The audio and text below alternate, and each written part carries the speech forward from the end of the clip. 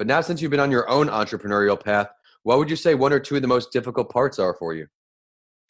I would say there's a couple of things, but I would say at the top, a lot of people would potentially answer the question with long hours. You don't see your friends and family. You lack a social life, and all that is definitely true. But I would say the top two most difficult things of entrepreneurship are one, trusting yourself enough to follow your instincts and your intuition, Mhm. because a lot of the times as an entrepreneur, you're forging a path that may not be there, or you may be creating something that doesn't have structure or doesn't have precedence. So you don't really have an outline or guidance. Right. So you do have to sometimes just trust your gut and say, okay, I've got this fantastic idea. I really want to go for it, but I'm not sure if it's been done yet. I'm not even sure if it's possible.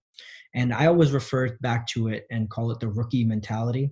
I When like you're a that. rookie, yeah, well, when you're a rookie on your sports team or you're a rookie in anything, there's a lot of times you'll just do something out of left field because you're not sure what you're naive. You're not sure if you're allowed to, you're not sure if this is right or wrong, but you just do it and you may get in trouble for it. You may make a mistake, but sometimes you hit gold. And I think that if you maintain that rookie mentality and you trust yourself and you're confident enough in yourself, then even if you fail, then you've learned something. So I would say the hardest thing I think is definitely trusting your intuition, trusting yourself to make a move that's bold and big enough, even though if it hasn't been done, or even if there isn't a path there for you, Hmm. to just go for it. And then I would say the second hardest thing is absorbing failure. A lot of people or entrepreneurs in general, although we talk about our failures, I think the second step when it comes to failure is actually absorbing that failure. And what I mean by that is understanding the failure, analyzing it, and taking a lesson from it. And then honestly, publicizing that and making sure that people around you understand your failures, because once you've put it out there that you have failed and you understand why you failed, it's very, very difficult to repeat that mistake. You'd have to be quite literally forcing yourself back into a failure to repeat the exact same thing all over again.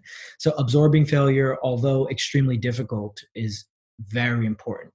Yeah, I think as you're mentioning, the conversations go a long way when it comes from learning these lessons, which is part of a goal for this podcast here is people like us, we're talking about where we slipped up and how we fixed it, because 99% of the time they're going to go through it as well, maybe just a little bit Yeah. differently, but as entrepreneurs we battle the same obstacles. So I love both of those. But looking back on these lessons learned here, Shawn, what would you say your greatest failure or lessons learned was, and what did it teach you? All right. So I would say, specifically, an example is at one point I was ready to expand my business model. And I said, okay, I've got this fantastic restaurant, and I'm the first at the time, which was 2012, the first restaurant that was bringing up iPad menus. I was using seasonal and locally sourced ingredients, which although now is the norm, almost 10 years ago, it was not. I was heavily focused on ethics and implementing a workplace policy where everyone felt like they were part of something much larger, even though this was a small little restaurant. And I said, okay, you know what? This is doing really great. About 5 years in, I said, I'm going to start to expand. So I decided I was going to expand. I found my location. I went ahead and I got my investments going and made sure I brought everything together and thought I was going to do everything the right way. I went ahead and expanded. And instantly, almost instantly, I had recognized I made a massive mistake. And I had realized that in order to expand a business model, you need to actually be able to scale it. It's not Uh-huh. about expanding laterally, it's about expanding vertically, because you need to be able to grow. You can't just go like this, you've got to go up as well. And I had recognized that the model I had built was so reliant on my talent specifically, as opposed to those around me, that Mm. that it was not scalable at all. It was actually impossible because I couldn't clone myself, and I couldn't be in two places at the same time, or even three places at the same time. And I found myself actually in a rut. I found myself 2, 3 years into the expansion saying, oh man, what did I do? I've dumped a lot of my money into this. Mm-hmm. I have built multiple businesses at this point, and this is not scalable at all. And I found myself playing this seesaw game with my businesses where I Mm, would go to one spot for one day, go to another spot for the other day, and in between miss all these opportunities for other potential businesses because I was so focused on the day-to-day operation. Because again, it was reliant on me, not on the talents of my fantastic team. But I think that was my biggest failure in terms of a financial failure, and then also, of course, in terms of a confidence failure. Kind of wrecked my confidence a little bit for a while.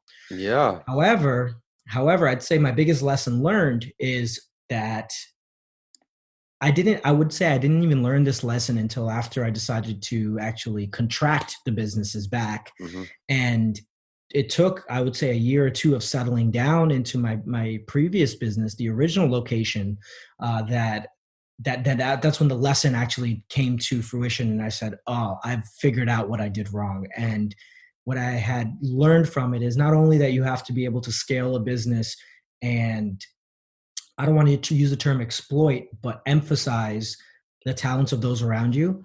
But you also need to be able to understand when you've made a mistake and cut that loss much faster than I did. I found that I was holding on and, just hoping for a miracle or doing everything I could to make sure I was determined to make sure the business would succeed. But everything, the financials, I'm a big believer in energy, the financials, the energy of the business, everything was wrong. And I was just doing everything I could, literally killing myself to make sure it would run. And the biggest lesson I took from that is one of the best things a good businessman can do is understand when you've made a mistake, but then also from purely a business perspective, understand when to end that mistake and move on. Don't hold out. Don't wait too long because you could quite literally drag yourself down. And I Yeah. almost did. Man, tons of great advice in there. One thing stuck out particularly is how you came to a point where you realized you couldn't scale because the business runs if you're there. It can't run without you. How did you go about pivoting? What was your thoughts process behind that? So the first thing I did is I decided to cut that hemorrhaging arm of the expansion off, and I decided to contract everything back to my original business model, which was contemporary, high quality, and focused hospitality. Okay. And so what I did was once I contracted and I recognized that this was going to work, and obviously it did work in the Mm-hmm. past. I then decided that I was going to expand internally. And that might sound like it doesn't make a lot of sense, but I was going to go ahead and invest more money into processes for my staff, into delegating things the right way, Mm-hmm. into training my staff and my team to be able to run the operations without me there. And that included a lot of capital investment because you had to start to hire, I wouldn't say, not that anyone wasn't capable, but hire additional capable people Mm-hmm. to support the current team I had in place. Yeah. Increase in technology to make things easier, better accountants, anything you could think of, I had to shore it up to ensure that the business would run without me. Mm-hmm. And so that's really what I went ahead and did. I said, all right, this is what we're going to do. We're just going to go ahead, go back to our core, go back to the basics.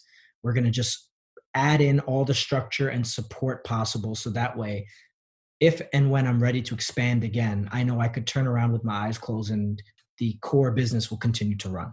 Yeah, you said you found yourself in a rut, you pivoted and you thrived from it. Nothing stays constant forever. Nothing stays the same. You have to continue to grow, pay attention to your market, be an innovator in the way you were 10 years ahead of sourcing local, using iPads. All of these things are great Right. lessons, but it comes from learning. And if you could have a conversation here, Shawn, and learn from any entrepreneur, dead or alive, who are we going with? All right. I love this question.